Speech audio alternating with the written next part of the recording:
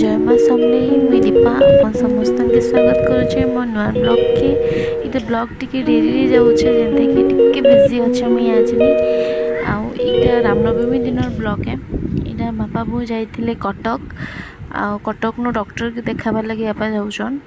आ बापा बो कटक जाइथिले बेले आउ काना आइटम बनावा बोली दीपरे आमे भात पखाल भात आउ आलू भजा आ बैगन भर्ता बने देथिलु कहांदे इवनिंग रे जने आसबे जने नहीं दुई जन इटा देखुन आम दुईजन ननद जने हेले पम्मी आउ तार परे सोनाली आसीचन आज बापा बो जाइथिले बेले नेकिना आसीचन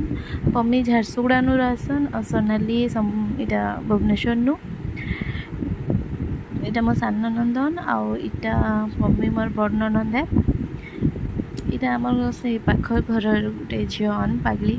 इटा पम्मी को सांग अन छोट पलटा से भी आसी